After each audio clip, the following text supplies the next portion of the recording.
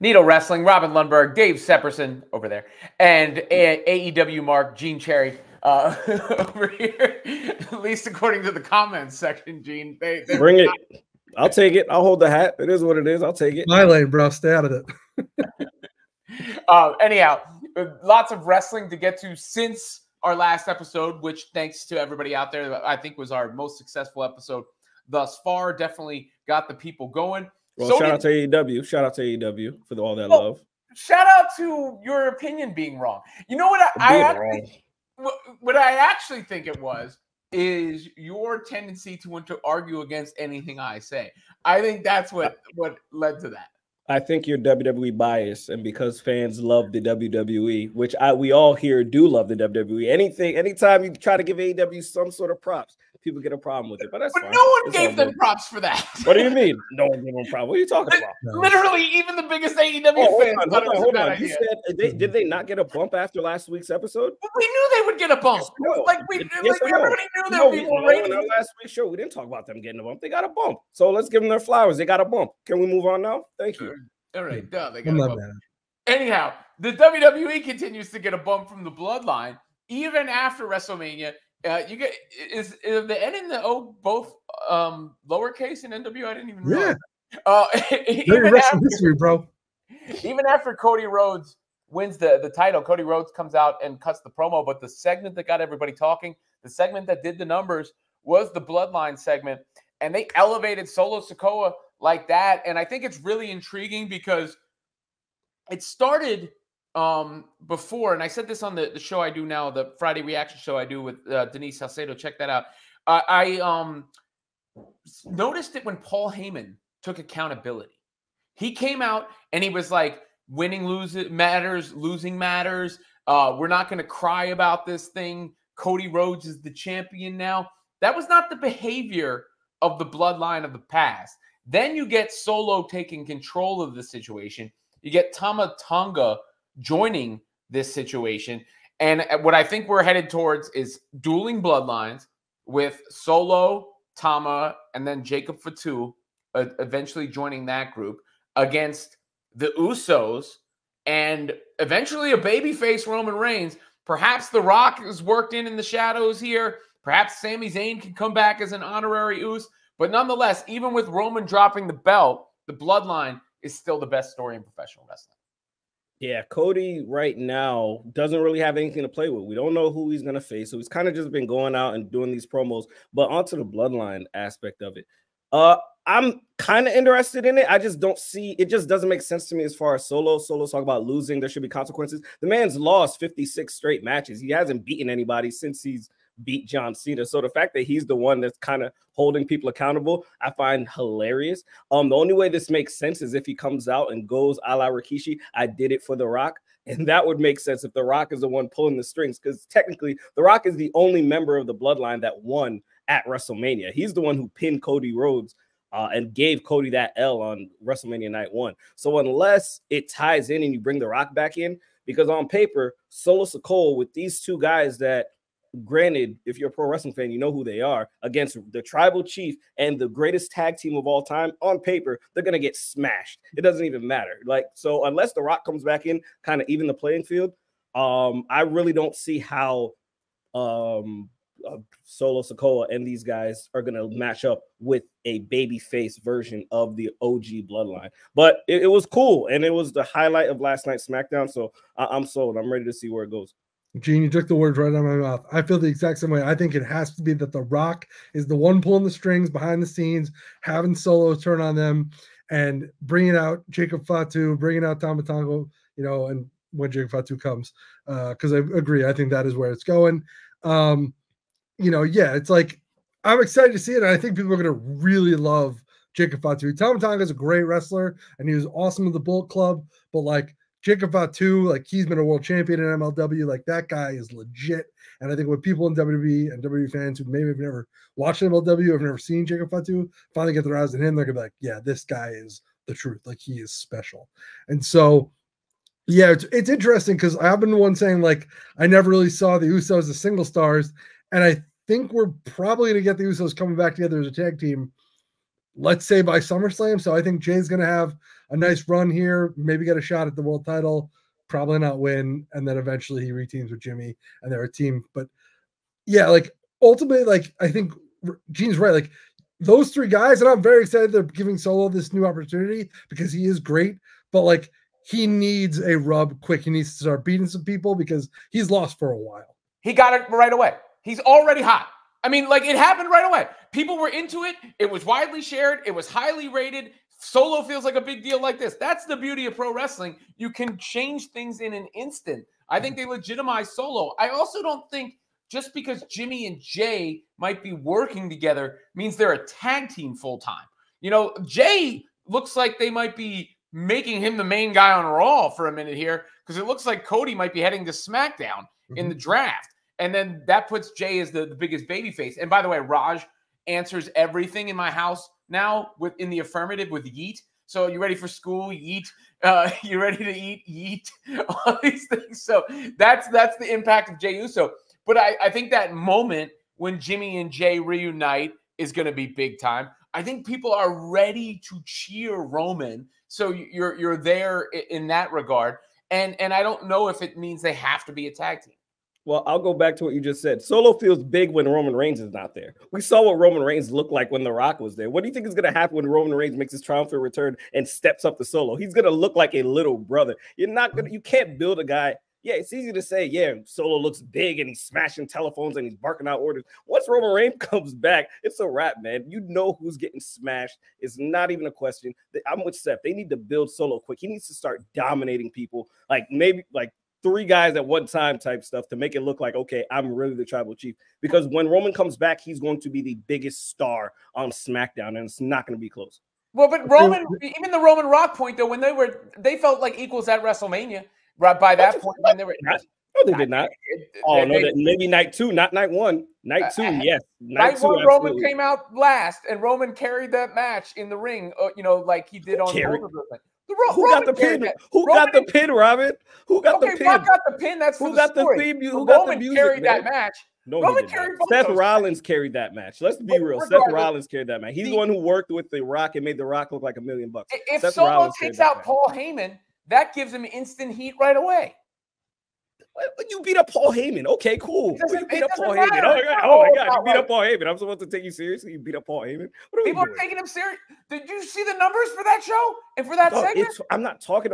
The numbers. Yes, he's great. But I'm telling you, when you put Roman in that ring with him, he is not going to have an aura. You telling me Solo has aura right now? No, not even close. Because at the end of the day, you need to bring The Rock, and especially if he's taking orders from The Rock, that he really looks like a sidekick. We'll see if that comes to fruition. But what really going to be interesting is the WWE Draft, because if they send Jimmy to SmackDown, which is what I think, Jay to SmackDown, that's going to be very interesting because it puts him back with the Bloodline storyline. That's how you kind of move the pieces around to get everyone where they need to be. And there's an argument that you can be made of like, you can move all the Bloodline characters over to Raw, or you can move like Judgment Day to SmackDown, kind of like change up the dynamics of the shows, things like that. But yeah, I'm intrigued to see who's going to get moved because they can easily kind of like reshuffle these storylines with a lot of different things. Well, it's important because there are some big players off the board, right? I mean, obviously, we don't know when Roman's going to be back. We don't know how long he's gone. Maybe it's just a couple weeks. Maybe it's till SummerSlam. I don't think anybody knows. Seth Rollins, we don't know how long he's gone for. Obviously, The Rock is gone for a minute before he comes back. We now know he'll be back, but we don't know when. We know he's doing his Hollywood thing. And now they lost Rhea Ripley. And when you lose Rhea Ripley on top of that's a lot of heavy hitters who are taken out of the lineup. So you got to be creative. You got to be creative in how you adjust to that. Cody is going to need real challengers. Obviously, the other women, there are a lot of great women who are going to be elevated. The one who probably stands to benefit the most from this, in a weird way, is Liv Morgan, because she's going to get the heat immediately because people like Rhea Ripley so much. I'm going to tell you the person I think is actually get the biggest rub from Rhea being gone, and I think it's Damian Priest. And we saw it on Monday. He felt so much bigger once she was out of the picture and he became like the leader of the team. Like it was obvious, like he's the guy. Everyone falls in line to him now. And I think this actually might kind of be the best thing for Damian Priest. We were talking about it last time. Like, how does he kind of elevate himself? I think this now gives him that immediate like jump point to be like, hey, I'm the leader. I'm the World Heavyweight Champion. This is my show. This is my team. And you can build a lot of interesting storylines out of that with him getting, you know, too big ahead, the Judgment Day falling apart, then Rhea coming back, being like, what happened? Him being like, you know, they weren't listening to me, whatever. Like, there's 1,000 different ways you can go with that. But this is now a really good chance for him to take that ball and run. And it's a real unfortunate shame that Rhea did get injured because she was on the run of a lifetime, and, you know, she will come back, she'll be stronger, and her star is not going to dim even a little bit. Yeah, just a couple points from when she was giving up that segment, when she was giving the title up. Even after the fact, when it went to the back and she, like, you saw them have that really humanistic moment with her and Judgment Day. Like, these are heels, and you're seeing them huddle up like, oh my God, we love you. We know you're going to come back bigger and stronger. To me, I thought that was really dope. I don't know if we would have gotten scenes like that back in the day of seeing heels kind of show that humanistic side. That was cool. And back to Damian Priest, we're going to find out real quick if he's that guy, man. We're going to find out real quick if he can hold that moment. I think they're really smart with not having him and Jay just go at it. He's kind of just holding the title. I'm the big dog. You got to get through my henchmen, even though I didn't ask for him. You still got to get through these guys before you get to me. If they could kind of make him this prize fighter, I think that's the best way to build him up. But this is a major opportunity for him, man. He could really seize this, and it's probably going to be the first time he's in this position, and it might be the last time if he doesn't execute. I think him and Jay, both guys, have a lot of pressure to perform as single stars, so I'm expecting a big match out of him.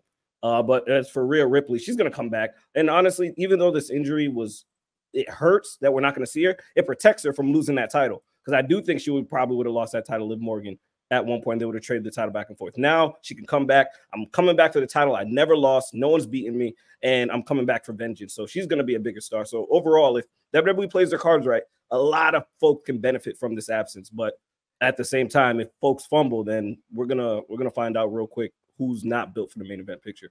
Well, just like I said, people are ready to cheer Roman. I mean, obviously, people are ready to cheer Rhea as well. I'm not so sure how she doesn't come back as a babyface. It's almost impossible at this point when you factor in how popular she already was. I mean, at WrestleMania, she got more love than Becky Lynch.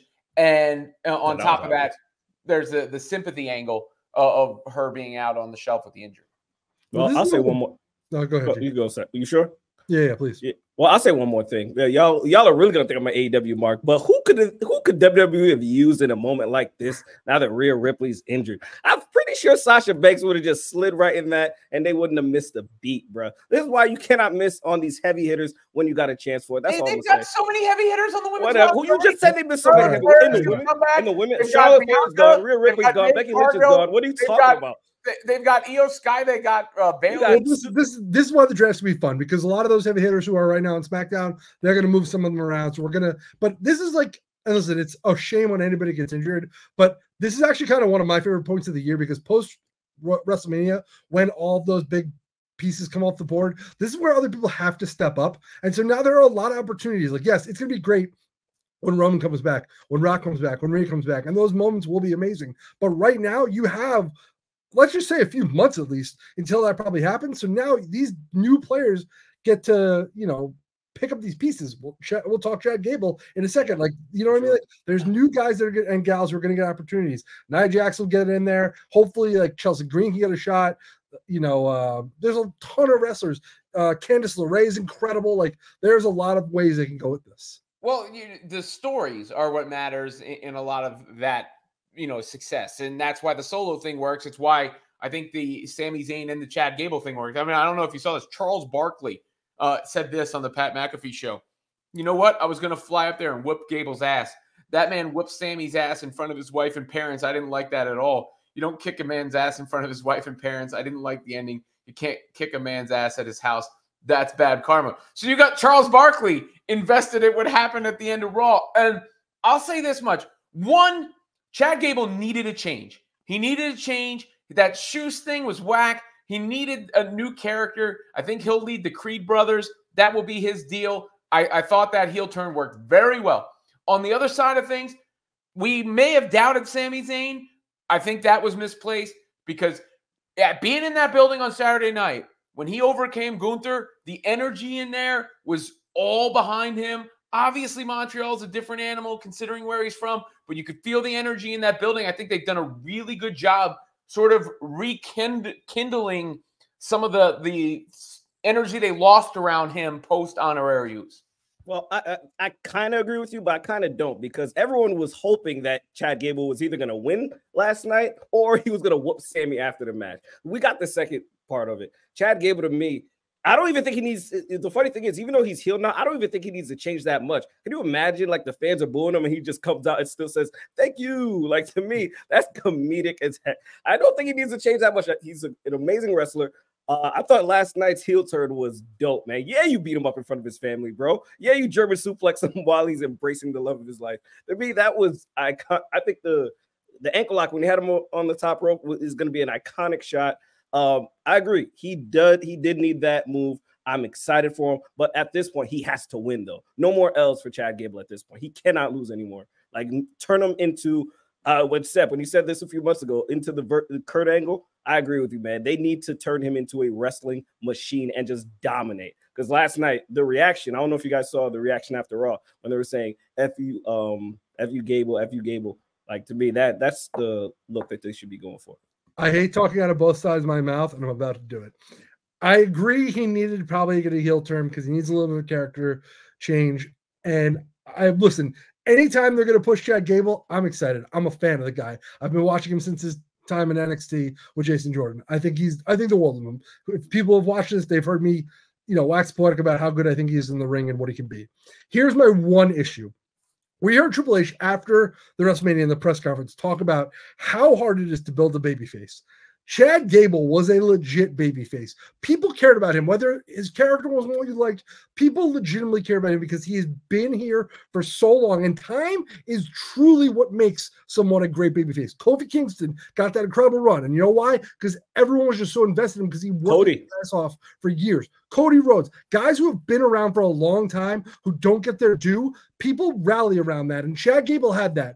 Maybe not on the level of those guys, but he still was beloved by a percentage of the internet and percentage of the wrestling fan base.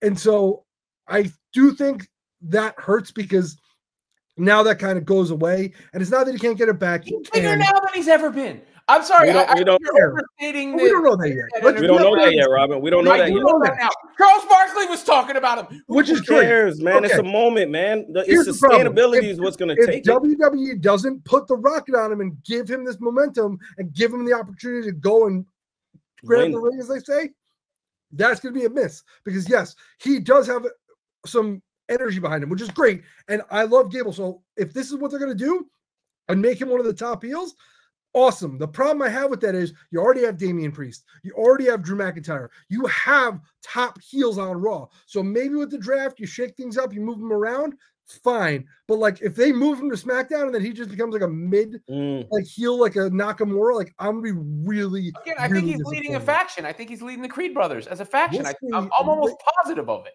I hope you're right. Social media activity. My biggest fear is he got this moment and now it's like, cool, we do what we need to do to elevate him a little bit. Now we can ship him off somewhere else and kind of push him to the side. That's my biggest fear because like I agree. Chad Gable has earned the right now to get more matches, to get more screen time. Like this guy can be a star for them if they invest in him, and I really hope they do.